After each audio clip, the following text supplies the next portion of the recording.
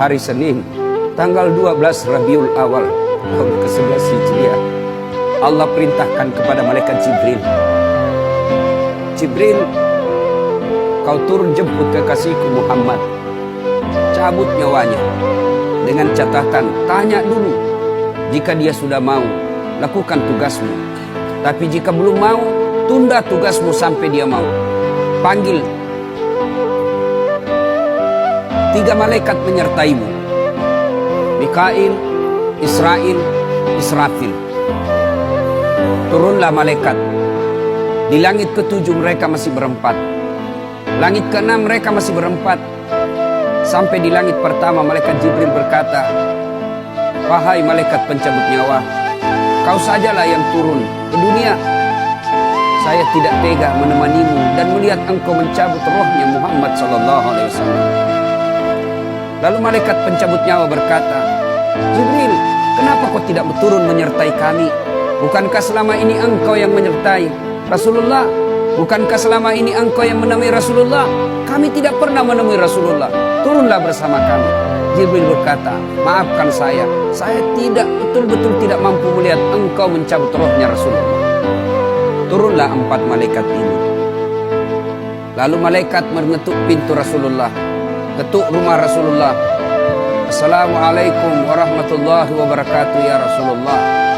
Nabi dalam rumah menjawabnya, Waalaikumsalam warahmatullahi wabarakatuh. Fatimah membuka pintu, ternyata tidak ada orang di depan pintu. Rasulullah lalu bersabda, sudah ada di samping saya.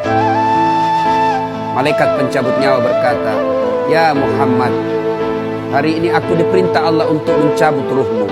Rasulullah menjawabnya, wahai malaikat, 24 nabi dan rasul senior saya, 24 nabi dan rasul pendahulu saya, setelah mereka melaksanakan tugas, mereka pun menghadap kepada Allah. Hari ini saya siap menghadap, tapi saya lihat ini ada keanehan. Apa ya Rasulullah? Mana malaikat Jibril? Kok tidak ada di antara kalian? Mana sahabat saya? Mana Jibril? Malaikat pencabut nyawa berkata, Jibril menunggu di atas langit. Dia tidak datang untuk menyertai kami. Lalu Nabi perintahkan, kau panggil dulu. Ada perkara yang penting yang ingin saya tanyakan kepada Jibril.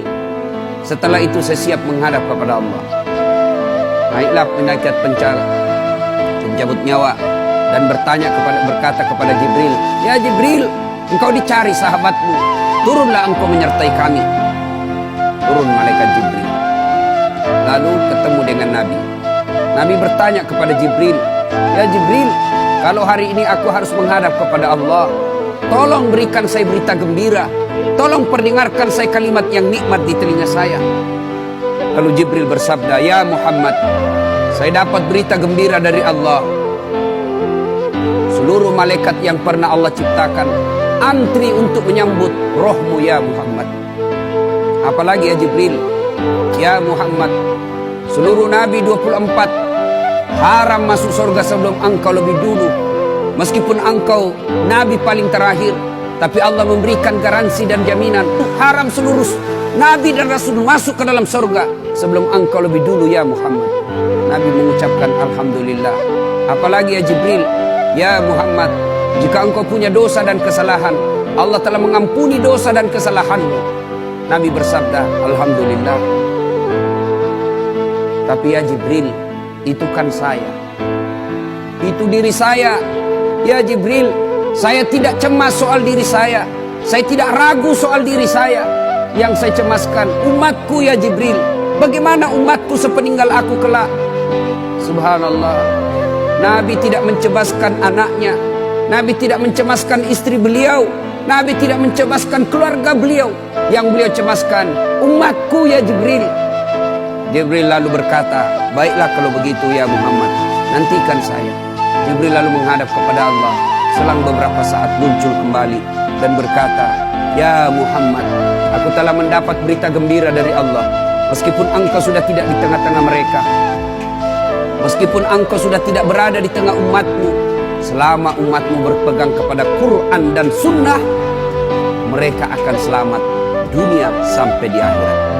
Mendengar ini Rasulullah lalu tersenyum dan berkata, alhamdulillah, segala puji bagi malaikat pencabut nyawa, silahkan laksanakan tugasmu. Jibril mundur, majulah malaikat pencabut nyawa melaksanakan tugas dan berkata, kalau bahasa kita, ya Muhammad, maafkan saya tidak mampu melakukan ini, tapi ini perintah dari Allah. Lalu Nabi bersabda, laksanakan tugasmu, saya pun siap melakukannya. Mundur malaikat Jibril, majulah malaikat pencabut nyawa melaksanakan tugasnya. Keluar rohnya Rasulullah, perlahan-perlahan meninggalkan telapak kaki Rasulullah. Telapak kaki Rasulullah menggigil naik ke atas betis Rasulullah, naik ke paha Rasulullah, sampai ke perut. Bercucuran keringat Rasulullah, keluar keringat Rasulullah di wajah Rasulullah. Malaikat Jibril lalu berpaling. Nabi lalu bersabda, wahai malaikat Jibril, kenapa engkau palingkan mukamu? Apakah engkau jijik melihatku? Apakah kau jijik melihat wajah saya? Jibril bersabda, ya Muhammad, ketahuilah demi Allah yang menguasai segala-galanya, tidak aku jijik melihat mukamu ya Muhammad. Aku tidak tega melihat engkau menghadapi sakaratil maut. Aku tidak mampu melihat engkau menghadapi sakaratil maut. Nabi lalu bersabda, ya Jibril, ketahuilah, andai saja Allah tidak cinta kepadaku, andai saja Allah tidak sayang kepadaku, betapa sakitnya sakaratil maut ini. Tapi aku mohon kepada Allah, ya Allah, jangan engkau timpahkan sakitnya sakaratil maut ini kepada umatku. Bebankan seluruh penyakit sakaratil maut ini, bebankan seluruh sakitnya sakaratil maut ini hanya kepada aku. Jangan engkau berikan umatku ya Allah. Begitulah cintanya Rasulullah kepada kita. Perlahan-lahan sampai ke tenggorokan. Sampai ke tenggorokan ruh Rasulullah. Habis menggigil seluruh badan Rasulullah, ditinggal ruhnya. Lalu di penghujung bibir beliau mengucapkan, pelihara sholat kalian, pelihara sholat kalian, pelihara sholat kalian.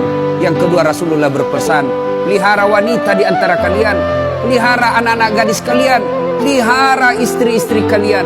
Dan yang terakhir beliau ucapkan, tidak satupun keluarga yang diucapkan.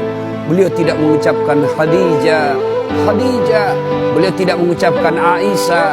Beliau tidak mengucapkan Hasan, Husain. Siapa yang diucapkan? Ummati, ummati, ummati. Berangkat Rasulullah. Hebohlah Mekah, berduka seluruh Mekah.